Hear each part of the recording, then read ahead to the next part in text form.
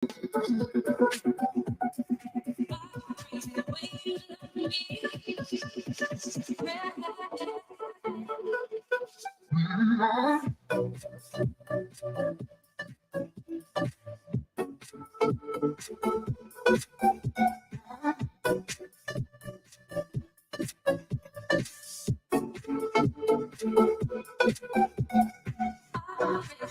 you touch me,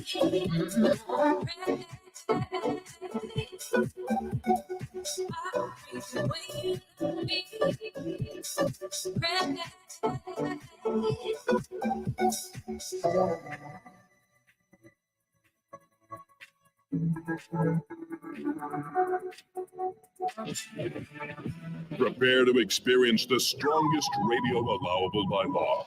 Secrets will be revealed. Myths dispelled. From the studio gym where excuses never apply, it's Superhuman Radio with your host, Carl Lenore.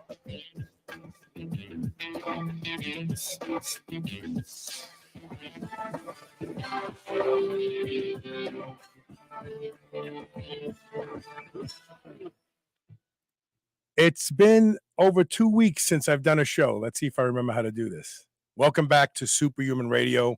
You know, the show turns 18 years old in November, right around the corner.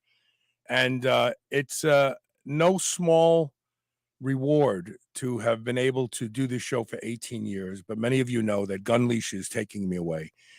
I'm not sure when the show will end this year, but it definitely will end this year. I've got a couple other great interviews to do, some of them that will be pretty big deals with some celebrity individuals, and then probably just exit from there. The website will always be up. You'll always be able to go back and look at older shows.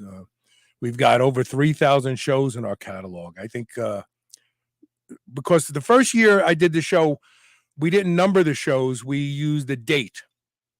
So we have probably about 3,350 shows in our catalog that will be always available to people when they want to go to superhumanradio.net.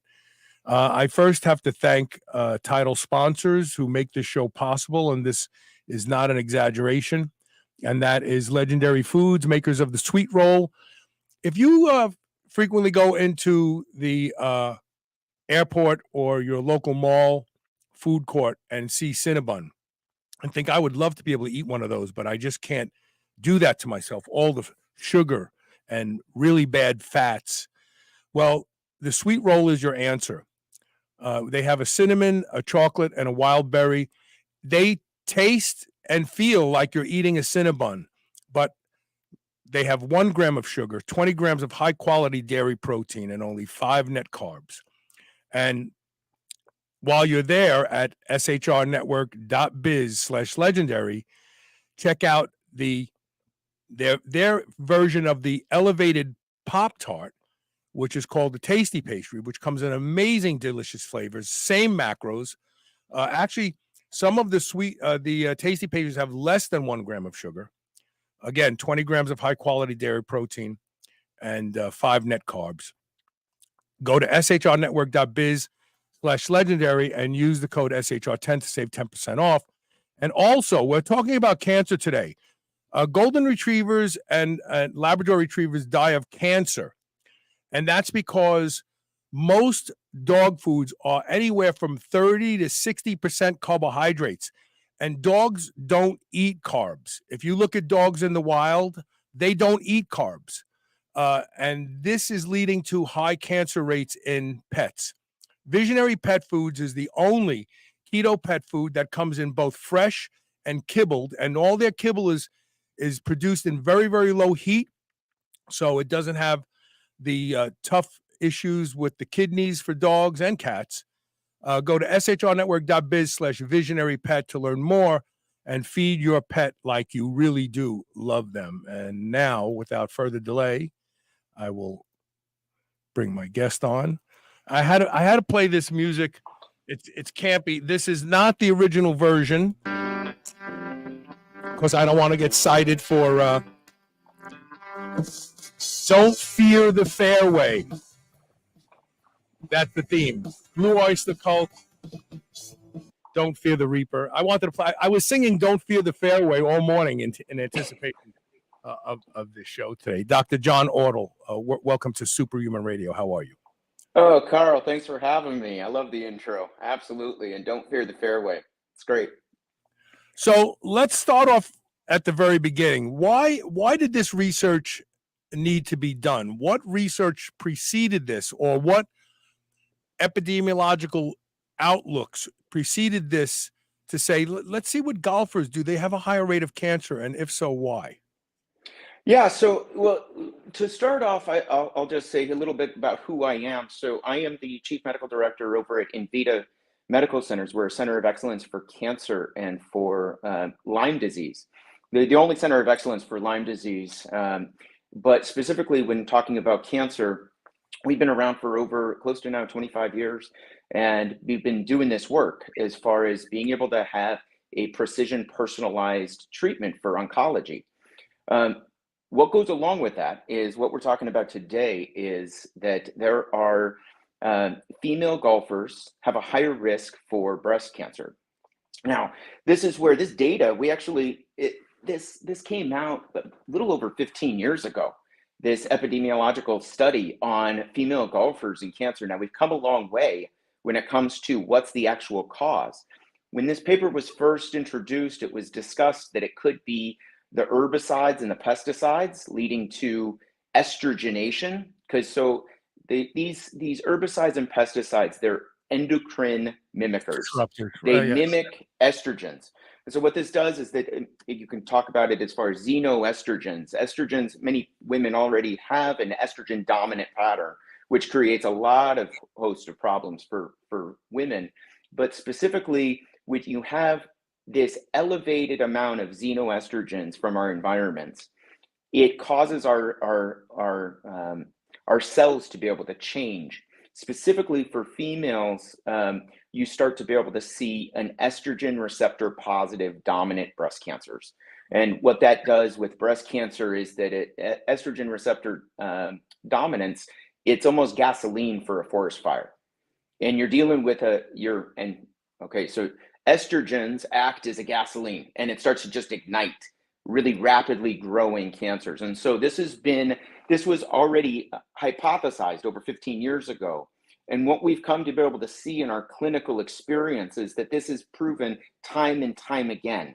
When you actually are taking women who have an estrogen receptor positive dominant breast cancer, and you actually are looking in a screening for these carcinogens or the chemical toxicities that are leading to cancerous growth, and you start to be able to see in high percentiles how many of these actual herbicides, pesticides that are found on golf courses are actually elevated in the female system.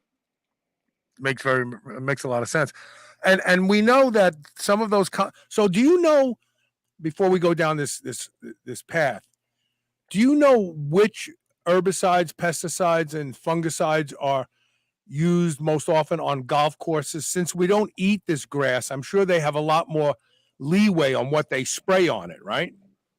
They do. There's a high list. I mean, this is where there's actually, when you look at organophosphates, which are going to be your pesticides, there is a long list of these chemicals that are being used right now on golf courses nationwide. But you also see one of the most concerning that I'm seeing right now, and it's the most widely used herbicide, is glyphosate.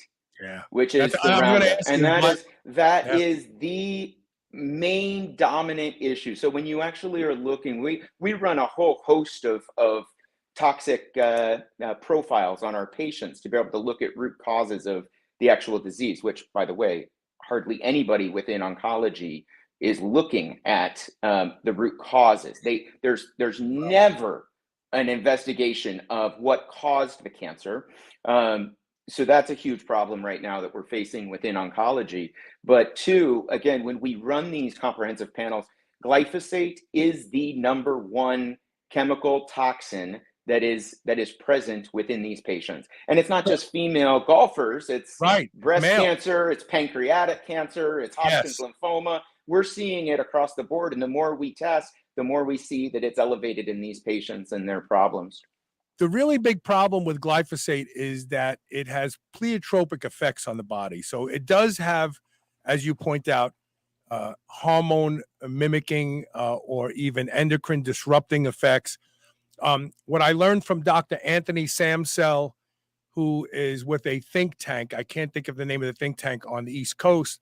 He came on with Dr. Stephanie Seneff of MIT, and we did several shows on glyphosate. One of the things that glyphosate does, obviously, is disrupt the microbiome of the gut, number one. But number two, it causes amyloidosis of tissue indiscriminately. And amyloidosis is now being discovered in a lot more situations. There's amyloidosis of the heart, which looks like necrotic tissue because that tissue doesn't function. There's amyloidosis of the kidneys. And what Dr. Samsel postulated, well, actually, his evidence shows that glyphosate is a synthetic glycine that proteolytic enzymes can't break down, and the system of the body, organelles that are supposed to carry away debris, can't. So while it stays permanently in tissue because it can't be removed, there's no cell turnover. And we see this now in lots of cases of this emerging problem with amyloidosis.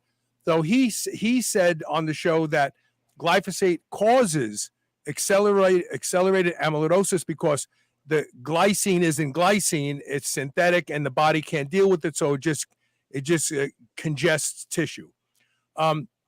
So, and now we have emerging research and class action lawsuits coming out about cancer and glyphosate specifically. So glyphosate is some nasty stuff, and it's amazing to me because you could still go in to Home Depot and buy a bottle and spray it on the weeds in your driveway that your kids will later play on. Like it's really so reckless of Monsanto to keep defending themselves, because no matter whether it's cancer, no matter whether it's amyloidosis, no matter whether it's a disruption of the microbiome that leads to autoimmune type diseases, this stuff shouldn't be available any longer. It just shouldn't be sprayed. It shouldn't be used. What do you think? Am I being too extreme with that kind of attitude? The evidence is overwhelming right now, and it's continuing to get worse. I agree with you as far as this goes, that there should be a heavy look as far as that goes to be able to stop its use, or at least get the actual education of what it's actually doing. Because right now, I'll tell you, my neighbors don't realize, until you talk to them about the harms that it's doing, and they're spraying it, and they're not even, many times you're not wearing any actual material. They're not even wearing a mask. They're not wearing gloves. They're just spraying it, and the kids are playing in the yard, and you're actually seeing all these actual issues. And so, my concern though too is that many times, California's just created their laws to be able to say, that it list all carcinogenic activities. You go to coffee shop and you got, warning, it contains carcinogenic materials. The concern that I have is that, again, especially when it comes to these herbicides, pesticides, there's no public service warning. There's no announcements. There's no, you're going into a hazardous area that, that should be listed as hazardous with all the current problems and the actual deleterious effects that it has. And there's no warnings up for people. You're going to play a round of golf. You're thinking you're being healthy. You're getting out. You're going to be able to enjoy and get some exercise and play a round of golf. And yet it's actually causing harm because they've just sprayed the day before. And you're getting the actual exposure to these harmful chemicals. The great land grant University of Washington, we had them on the show a few times over the years, many years ago. And they do these shows, they do these studies, proximity to agricultural areas. And the closer you live to a farm that uses glyphosate, the higher the Parkinson's disease rates are, the higher the cancer rates are. And it's like, I'm not a big fan of epidemiology between you and I, because, if we exclusively look at epidemiology, then fire trucks start fires because they're always there. They always show up when there's a fire, so they must start them, right? But you can't, when you look at these types of studies that are targeted populations, and you look at epicenters that you have concern, and you see the closer to the epicenter, these diseases are higher, and the further away they're lower. You can't ignore that kind of science, and I don't understand why. The USDA, the FDA, I hold them culpable. The problem with them is they have no brain trust. They have no scientists. If the FDA was truly going to be effective, they would have a group of scientists that would take your science and reproduce and go, okay, yeah, you're right. It worked that way. But they just rubber stamp the science and go, oh, it must be okay because they said it worked that way. Yeah, the unfortunate thing is that again, what we see is that science isn't always this pure system of being able to really take data objectively and then use that data to be able to draw conclusions on an objective level. Not when there's a lot of there's a lot of competing interests that are at stake with these systems. I was going to mention though, so again, I'm outside of epidemiology and public health. As a practitioner, because I completely agree with, again, when you're looking at clinically, you look at these various chemical toxins, it's important to not treat patients as big populations. This is what we do at Envita. We are a precision medical center. So even when you look at populations, we're looking, and a part of our actual intakes are looking at where you're actually from, the zip codes that you're at, looking to be able to see what potential environments are you exposed to in those areas. That's all a part of our intakes. But so you want to use the history of what a patient is telling you to be able to actually bring forth these investigations. And then when you actually are looking at those investigations and running the investigations of what are these potential root causes, now you can actually start to develop a true treatment plan for a patient. This is just talking about those root causes.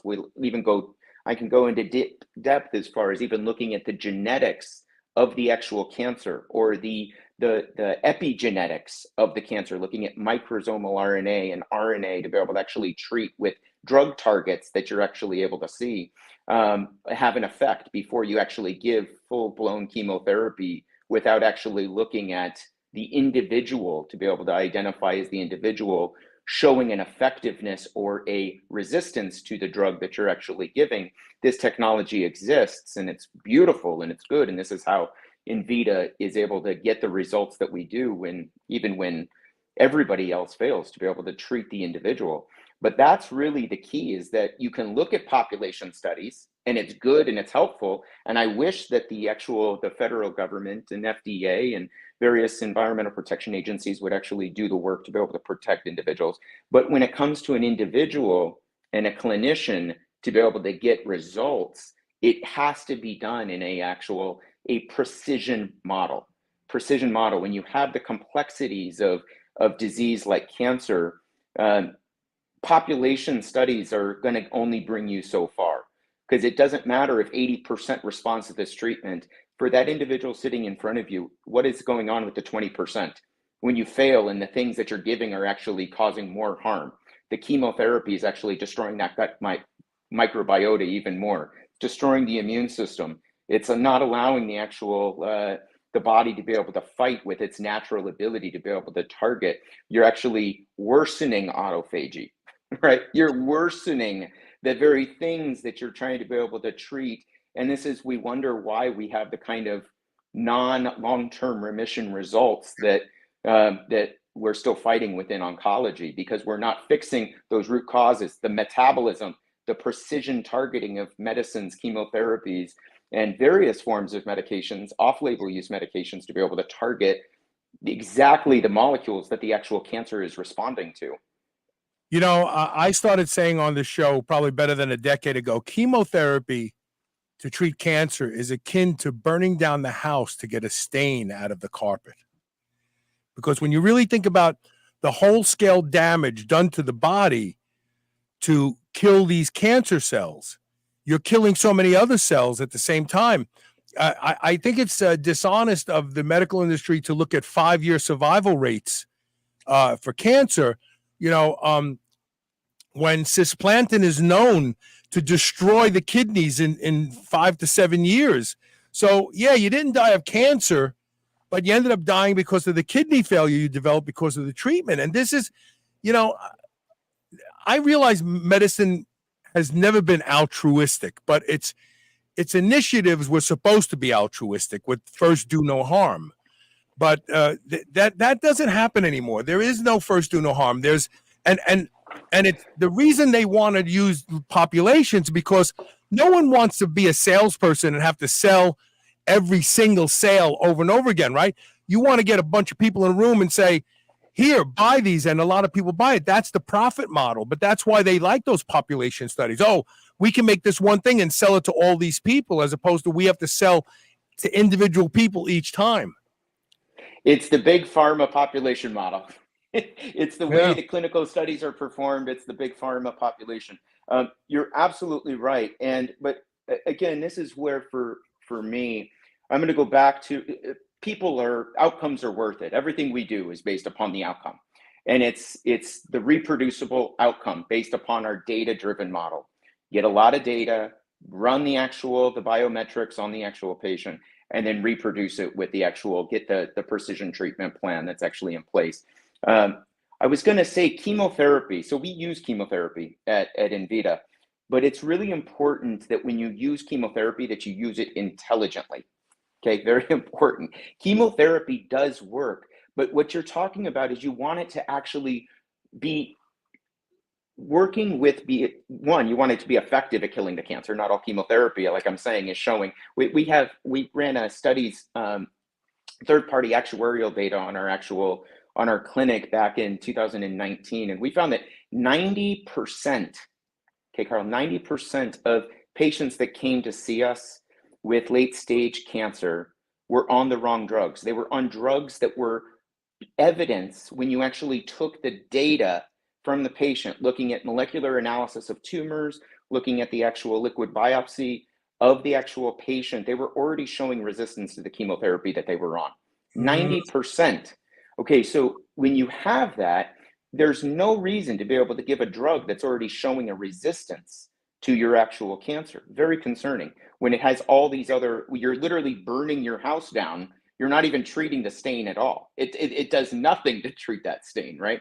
But it's also really important that when you actually are delivering it, that you're utilizing mechanisms to get it to the cancer. And we have a lot of ways that we've developed. They're called biological response modifiers.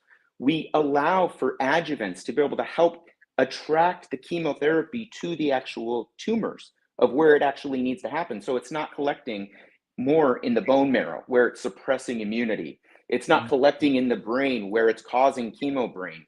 It's not having an issue with processing through the kidneys because we're using it in dosing that actually makes sense.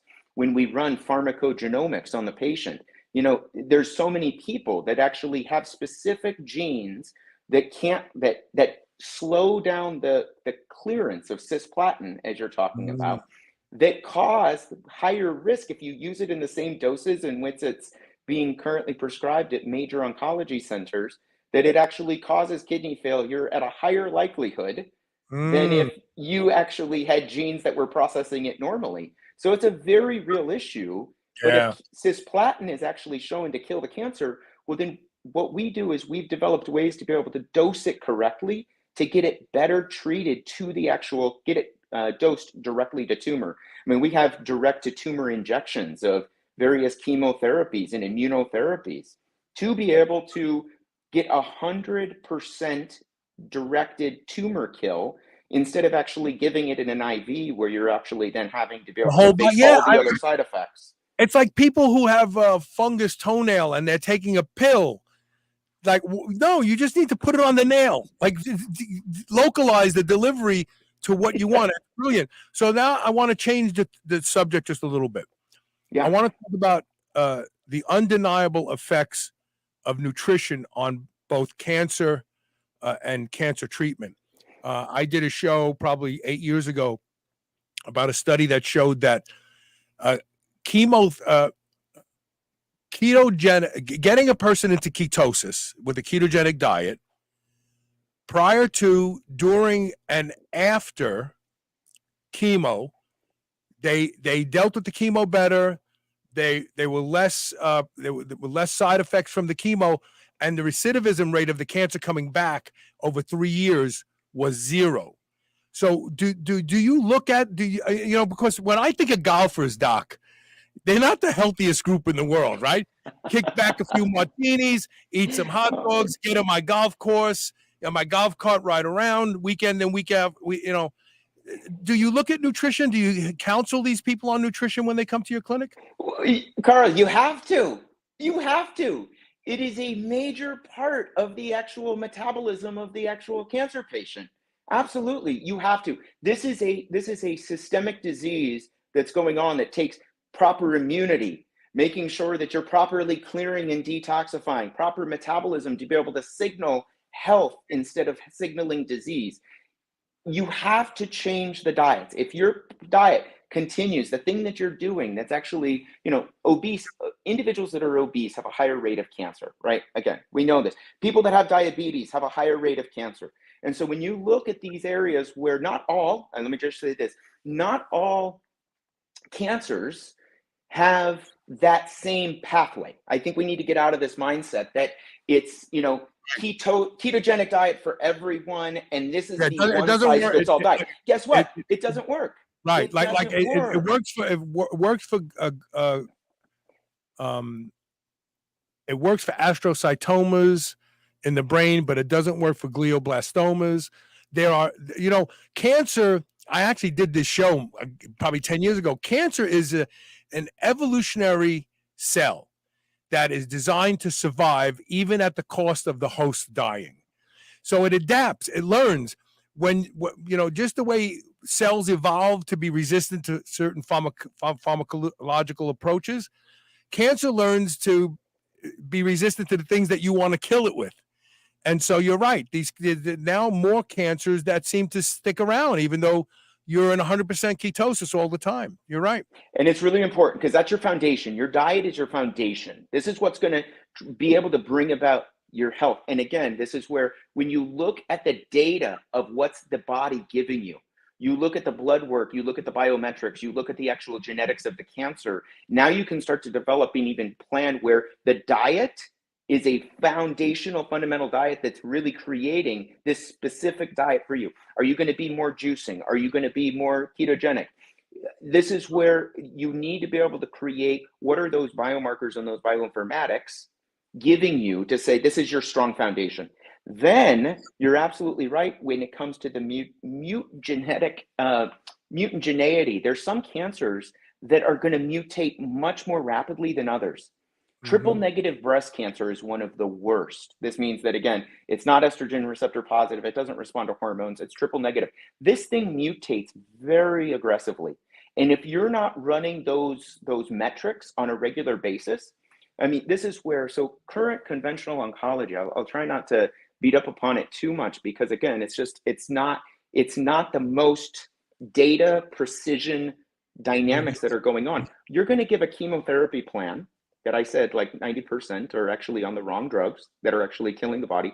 And you're going to wait 3 months before doing any imaging to see if that chemotherapeutic regimen has actually worked or not. In this time, breast cancer, triple negative breast cancer can already be mutating.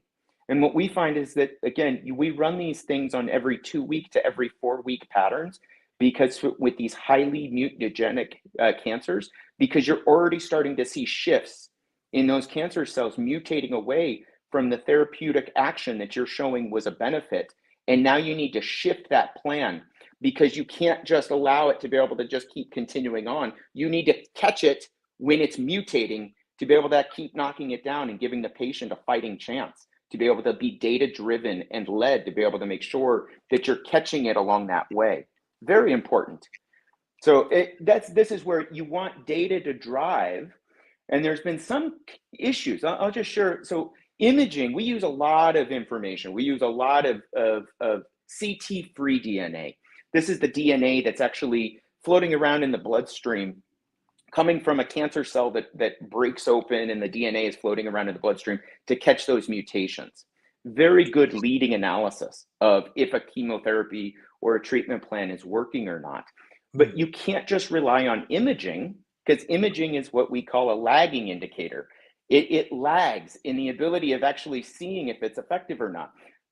And this is where, even when you look at imaging, we have full radiology department at our centers. And it's critical because you see that many times oncologists will just rely upon the radiologist to look at sizing of the actual tumors. Well, you can actually do what's called a Hughes score and look at the density of these tumors. This is around, but most radiologists don't do it because it takes more time and they don't get paid for it. Theoretically, they don't bill for it. The insurance doesn't cover it. A tumor could be growing, but not getting larger. It's getting denser.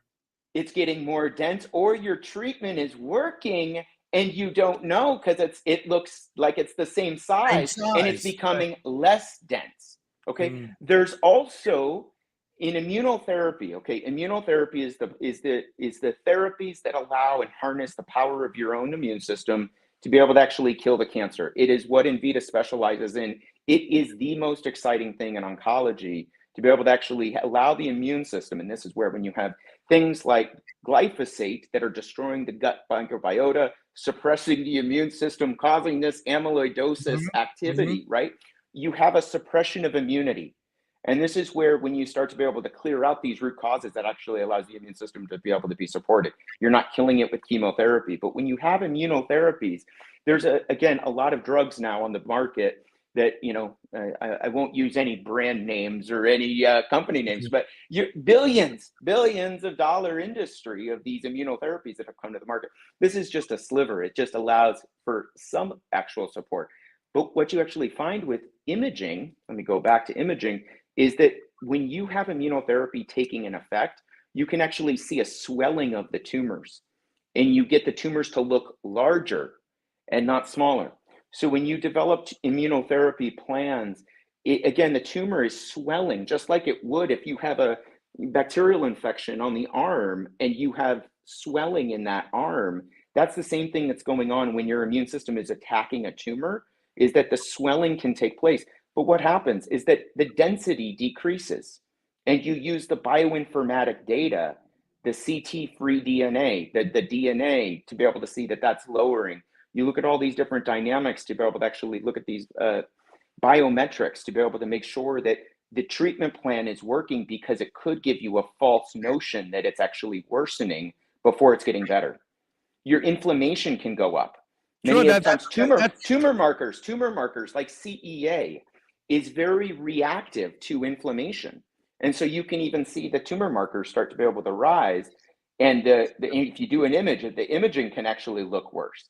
A PET scan can look worse because it's taking up more radioactive glucose, because of the fact that your immune system is metabolically active, killing off this cancer, and yet it's looking worse and it's giving you a false flag.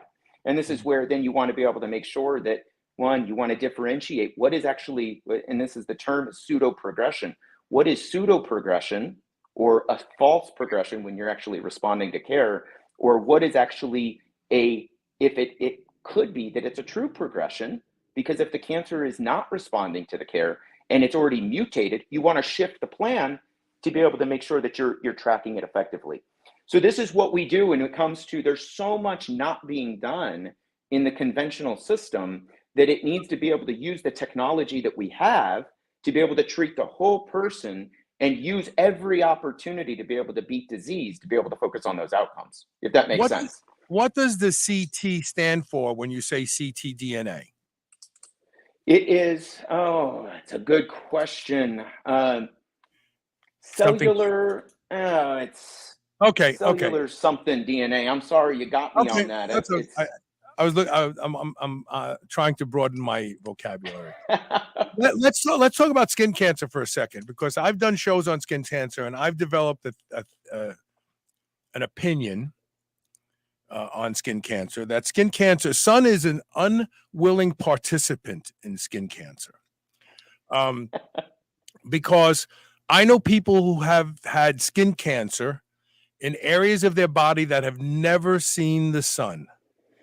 and I know people who have horrible diets, and they get skin cancer all the time, and they're not big sun worshipers. And my opinion of skin cancer has evolved from doing this show and interviewing people to think that the way we know you can eat things that can protect against skin cancer, right? We know that there's certain things, I can't think of them right now, but certain supplements you can take that you take them before you go on vacation. So we know that things you put in here get out in here. So that also means that if you eat a highly processed food diet with lots of chemicals and stuff like that, they get out here too. And I think some of those could be activated by sunlight to damage DNA and actually turn on oncogenes. So that's number one. Number two, there is a body of evidence that lots of sunlight depletes retinoids, active vitamin A, and that there is actually 2 studies that show that supplementing with vitamin A protects against the damage to DNA in sunlight. So when we look at skin cancer, are we still looking at it, oh, it's the sun, or once again, do you apply the same regimen? We got to get your diet straight. We got to get all these things straight. Just because it's skin cancer doesn't mean we're just going to treat the skin. You're absolutely right, Carl. So it's both and, okay? You don't have, it's both and. Does the sun, so also you have to be able to include vitamin D in this conversation as well, because low vitamin D levels affect the immune system and also affect the preponderance of oncogenesis as well. But when it comes to diet, you're absolutely right. It's antioxidants that are specifically helping to protect the body from over-oxidation. And what UV light does is that it oxidizes the body, causing that breakdown and damage. And time again, if you're continually getting all of that UV oxidation, it will lead to cancer. And so there's a both and obviously I'm a Scottish American, and so I know this topic well, right? You have a high Fitzpatrick, right? It is, but you're right. It's that, so it's about the cellular breakdown from oxidation that the UV light is causing. Now there's a balance here, because you don't want to have huge amounts of UV light causing a lot of skin damage, sunburns, and it's going to be able to affect the skin in a negative way. But the way that you guard against that is highly nutritive foods and supplements that are going to protect against that oxidative damage that goes to the skin. We are what we eat, and you begin healing from the inside out. And it's important, if your skin is looking bad, it's probably likely that your internal organs are just as aging as your skin is. So it gives you an appearance of, how you're doing. And this is where changing up the diets is one of the best cosmetic,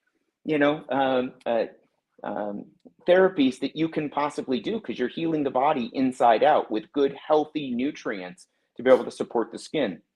Now, the other concern that I have is that, so what do? You want to make sure that you are getting enough vitamin D levels, because if you're just blocking the UV light, it's the UV light. For most people, again, for something with my skin color, all I need is 15 minutes a day to be able to get appropriate levels of vitamin D. But I work in the office. I'm inside. I'm in Scottsdale, Arizona, one of the most beautiful, again, sunny places on earth, and yet I still don't get enough vitamin D just with my regular routines to be able to get the vitamin D level. So I supplement with vitamin D3 and K2 underneath the tongue, because again, this is where it gets those levels into favorable ranges where it's going to protect against disease, autoimmune disease, cancer, those kind of things. But what's really important as well is that we are using sunscreen. I'm an advocate for sunscreen. The problem is that most of our sunscreens on the market right now are filled with chemical toxicities that are endocrine disruptors and carcinogenic. So you want to choose sunscreens that are actually healthy, that they have the UV light protection. Can you plug one for the audience? What do you use? There's a couple. I always go to, I don't want to plug a specific product, but again, if I would just say, go online and search for toxic free sunscreen. And there's a number of them. You will see that a lot of these actual sunscreens are being marketed right now, and they're great because of the fact that, again, it's just there's an awareness and a rising awareness of toxic-free sunscreens, and there's a big market building for that. Some of them you want to be able to, you can read labels. You want to make sure that it doesn't have phthalates or titanium dioxide. Yeah, you'll see all your different the chemicals on these. When you actually go into the research on these, many of them are carcinogenic. I mean, there's actually some as well. If you're an environmentalist, I mean, some of them are actually harmful to if you don't do it for yourself, you go and get the sunscreen, they're actually harmful to the aquatic animals and the aquatic life. So lakes or oceans as well. It's like, if you don't do it for yourself and for your own health, you should do it again for the aquatic life, you know? Phthalates are androgen blockers. They have a greater affinity to the androgen receptor than even DHT, but they block the effects. Phthalates have been associated with monocrypticism in children who are exposed to a lot of phthalates in the mother's womb. Their testicles don't drop. I mean, phthalates are horrible stuff. And if you can smell something like the air freshener you have plugged in your house, or the spray you spray after you poop and make a lot of stink, you're breathing in phthalates. If they're touching your nose, you can smell them. They're in you. So it's shampoos, body washes. You're absolutely right. You're absolutely right. The most notorious one are the dryer sheets. Horrible things to use. Dryer sheets are horrible. You know, I have talked about vitamin. I actually had my own vitamin D supplement for a while. It was a topical, but I have no interest in doing that anymore. But one of the things I've learned in my research is that the melanocortin system may be producing all of the benefits that we think vitamin D does. Increase in libido, mental acuity, removal of plaque in the artery, literally reversal of plaque. And, you know, I know we can't look, I'm a sun worshiper. I'm dark skinned. I'm 14% Northern African. So I get out in the sun at every chance. I don't mind the wrinkles. In fact, I like them. I put my credit cards in them when my hands are free. But we evolved under the sun, and the sun helped us be who we are today.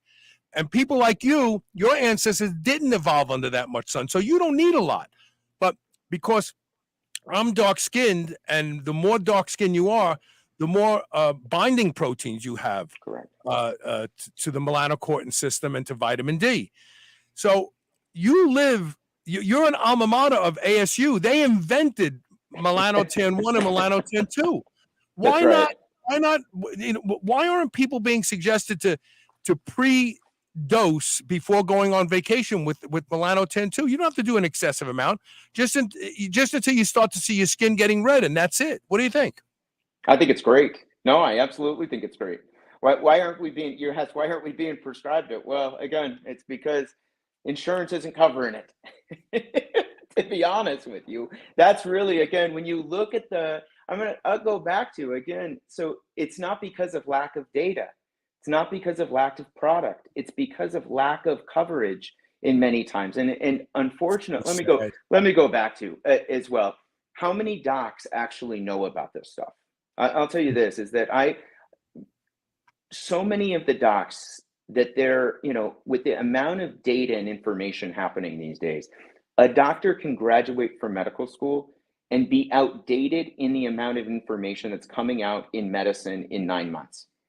9 months, that's the rate of how fast things are moving as far as new technology, new information. So I get the problems, because many times doctors aren't researchers. They're not reading on a lion's share pace to be able to consume the information and the data and the knowledge, because they're busy treating patients. They're busy, and we see, they're busy seeing 30 patients a day, which I don't know if I necessarily agree with this model either, because of, you just don't get, the amount of time to be able to really treat a patient. But the doctors, many of their education, unfortunately, comes from big pharmaceutical companies, when the pharmaceutical companies are educating on the the drugs, the latest drug that's coming in and catering a doctor's office. So you get, you get the education, the postdoctoral education is coming from the pharmaceutical companies in which you're actually seeing. So unless there's a big pharma company producing a lot of marketing and a lot of education to the docs, unfortunately, you just don't have the same level of movement in these products that are actually patient outcomes and being able to actually get people. It's common sense, data driven metrics that are able to actually make a lot of sense in what you're talking about. Every winter, in fact, I will go home this weekend and compound melanotan 2 into a intranasal. I do it every winter because I'm not on my motorcycle. I'm not out in the sun. I do 2 puffs, 1 in each nostril in the morning. I get darker over the course of a couple months, but I just had a calcium scan of both my carotid arteries and my heart. I have nothing. I'm 0. I have 1 millimeter of calcium in the left carotid artery, 1 millimeter, and that's it. And I attribute that to my sun exposure. Well, my diet and my lifestyle too, but I really think it's important. It's important to understand. Get some sun every day. Get some sun every day. Yep. And then maybe take some phosphatidylcholine to be able to do the rest of that 1 millimeter. Of the there's so much that can be done to be able to actually analyze. But again, it's not all down to, you're making a astute comment. You don't talk about your cholesterol levels, but it's so much more than just the cholesterol. So much more than cholesterol. There's inflammatory markers. There's an immunological component to even the cholesterol binding of the. It's a metabolic process to make sure that the actual skin or the arteries and the actual vasculature are staying clean and open. It's not just cholesterol. It's just a small sliver of the understanding of what's happening. Going back to its causation, it's correlation, not causation. In your firefighters causing cancer or causing fires analogy. Right. I have to plug one of our sponsors, Bioptimizers, great company. They make a product called Sleep Breakthrough. If you have problems with your sleep, go to shrnetwork.biz/bioptimizers and use the code SHR10 for 10% off. But let me tell you something else I'm experimenting with. Bioptimizers makes an amazing proteolytic enzyme product called Masszyme. And I have been taking 50 a day. Carl, no, let me explain why. I'm recovering so much faster from workout to workout that I swear I feel like I'm on Anavar. And I'm not just saying that because many of you know that I used Anavar for many years. But proteolytic enzymes are the cleanup crew. When you train, and we all know, you damage muscle and then you recover. You can't recover until the cleanup crew is done removing all the damaged tissue. Proteolytic enzymes are important. They will help speed your recovery. They will make you bigger and stronger faster. There's research out there that shows what I'm saying. If you want to go look on PubMed, National Institutes of Health, just simply search proteolytic enzymes and hypertrophy, or proteolytic enzymes and anabolism, and you'll find the studies. Bioptimizers makes the single best proteolytic enzyme product called Masszymes. If you're recovering from a real injury, you just had surgery to have a muscle reattached, which a lot of us have done in our lives, you should take proteolytic enzymes post-surgery to recover faster. So check out Bioptimizers, get their sleep product, but also look for Masszymes, shrnetwork.biz/bioptimizers, SHR10 for 10% off. Now let's plug the clinic. One of my listeners could be listening to the show. They have a relative that's struggling, been diagnosed. How do they make a transition to reaching out to you? Does someone have to recommend them to reach out to your facility? How does it work? No, so we are a center of excellence, and 80% of our patients come from out of the state of Arizona. So they fly on in. So we know you don't have to just be here locally. We have what we call patient care coordinators that when you call Envita, you call our center and you will get in touch with our patient care coordinators. And these are the individuals that are able to start beginning that process of answering questions, being able to give you all, start collecting records. We actually do reviews of our actual records with our doctors to be able to make sure that it is worth your travel, worth your time to be able to actually travel out from wherever you're at to be able to receive care here. About 20% of our patients come internationally as well. I don't know if there's any international viewers, but 20% are internationally. And so when you actually start to see, we've got that process all tight and locked up to be able to make sure that we understand that when you are dealing with cancer, it's oftentimes difficult to travel, but it is well worth it to travel when the results are on the line. And you want to be able to make sure that you're able to achieve the optimum results for the care. You know, it's funny. I had to go to Walgreens today to renew I take a very small amount of Armour Thyroid, and I really probably don't. Sometimes I don't take it for months, and then I fire my. You know, it's not like I need it, but that little extra nudge of mitochondrial uncoupling, and I feel a little warmer, and I definitely burn more calories with the regular exercise. So today I went through the drive-through, and I was picking up my prescription, and the girl said, "Can I ask you, sir? You get this prescribed from a doctor in Indiana?" I said, "That's right." She goes, "Well, why do you go to a doctor in Indiana?" I said, "Because he's the best physician in the region. He's a concierge physician. He doesn't use insurance, so I drive up there once a year to have an in-person, and then anytime I need him, I get him on Zoom." And she just looked at me like she thought that was odd. Like, she goes, "Okay." I mean, it's so far, and nobody wants to spend money for a doctor. That's what the insurance game changed. But then you end up going to a doctor that isn't necessarily a great doctor. Like if you ask somebody, "Hey, you buy a BMW, you can only go to this mechanic." That's called a hostage. That's Then right. he can do anything he wants with you. It doesn't matter because you have to go. It's like, no, I go to the doctor I want to go to, not the one that's in my plan. Well, so this is when we've been around, like I said, for over 25 years, but you're absolutely right that we've built ourselves, we were cash pay for a long time because we've built ourselves on what is the patient outcomes.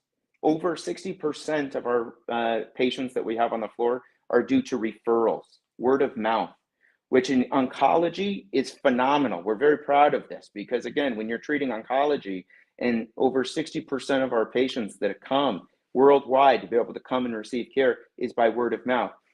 We do have, again, it is cash pay for, again, a large amount of people until we actually started going into, back in 2019, getting actuarial-based, third-party actuarial data, where we actually saw with all of the technology that we were delivering and all the actual outcomes, we were 50% the cost of oncology. So those HMO plans that you're talking about and those restricted networks, this is part of the issue why, again, premiums keep rising, right? Again, this is where they keep rising 20 to 30% year after year after year. And yet nobody's running, let me just share this. There was the Affordable Care Act was supposed to be affordable. And I always call it now the Unaffordable Care Act, because what we've seen is that the tickers of health insurance companies have risen faster than the S&P 500, and it's gained money.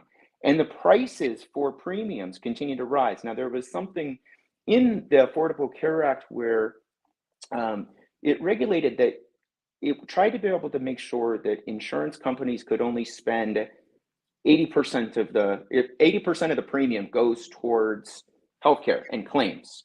20% goes towards the administration and the profitability of a health insurance company. The problem is, though, is that this is at least what I see. There's no incentive to drop cost because it's based upon a percentage, and so more and more there's no incentive to drop those premiums because every single year that your premiums are rising, there's more of a 20 percentage points that you're able to actually continue to be able to improve in profitability. That 20% gets bigger and bigger and bigger. So this is where what we started to do is when we started to see that, and this is something, Medicare is a baseline of kind of what costs are amongst clinic. It gives you a baseline. It gives some level of transparency, because part of this is that there's really no transparency in healthcare these days. There's no transparency. There's some legislation that was passed, the No Surprises Act, where hospitals and medical systems should be giving a quote prior to planned surgeries and planned therapies to be able to see what the actual good faith estimate of that surgery is going to be or procedure is going to be. But many times providers aren't even doing it. They're not even giving a quote. And even if they do it, what do you go? Even if they do it, what are you going to do? Go, oh, you know what? Well, hold off on reattaching my tricep. I'm going to go find somebody else. You're once again, you're a hostage. This is how much it's going to cost. So okay. This is what we've done is that center of excellence, since we were coming in at 50% of the plan, we started working on developing a nationwide healthcare plan for 5 employees or greater that's able to actually be, you go to any doctor that you want to go. It's an open network. We've got contracted docs of 1.4 million doctors nationwide that you can go to see, but also those centers of excellence and those individuals, that concierge doc that you want to go see up in Indiana, he could be a part of the plan and actually get coverage for the plan. And it's not this out of network, in network game. This has become very exciting for us, and it's taken us 4 years to be able to build and get to prepared for, but you get the level of technology that you get at Envita. You get integrative docs where you're going to go, functional medicine docs nationwide. It's the first, I believe, we believe it's the first ever plan. I don't know another nationwide healthcare plan that exists like this, that we're able to actually have employers have this level of technology in their actual healthcare plan and the freedoms to be able to actually go and elect the providers that they want to see. It's a very exciting thing, but this begins, we've been working on this. Employers are right now enrolling, and it begins on January 1st. So we're very excited about this product. Email me information for the new company for Gunleash? Yeah, absolutely. Yeah, absolutely. Envitahealth.com is the website for the Envita. Envita health.com is the name of that. But I will certainly email you with the information as far as that goes, because it's we're excited. First in the nation for this product. You know, offering quality healthcare is important. It makes the job more valuable, and if patients can actually be treated like individuals, they're going to stay with your company longer because they don't want to leave and go back to the old run-of-the-mill health plan. So this is anybody listening to the show that has 5 employees or more, right? That's 5 or more? That's exactly right. 5 employees or more. You have access to provide a level of a healthcare plan that's cost-effective, that has the technology of a Fortune 500 company. You know, it's a very encouraging product. So yeah, look forward to be able to share that data for you. Envitahealth.com. That's correct. Dr. John, thanks so much for being here today. Oh, it's a pleasure, Carl. Thank you so much. I hope you enjoyed the interview, and this interview will be on the website tomorrow. So I'll send you a link once it's done, okay? Excellent. Thank you. All right, take care, and goodbye to everybody else that's watching the show. Again, this is a monumental moment, because this is probably one of 3 shows that I'll do this year, the last shows that I'll do this year, and then it's pulled the plug. So, and by the way, those of you who've been following Gunleash, it goes on sale next week. Gunleash.com. We have a new website. You'll be able to order your Gunleash to attach to your handgun and stay safer. Keep your gun closer to you. Never lose your gun. Never leave your gun behind. All right, we'll see everybody soon. Take care. Thanks for being here, for watching Superhuman Radio.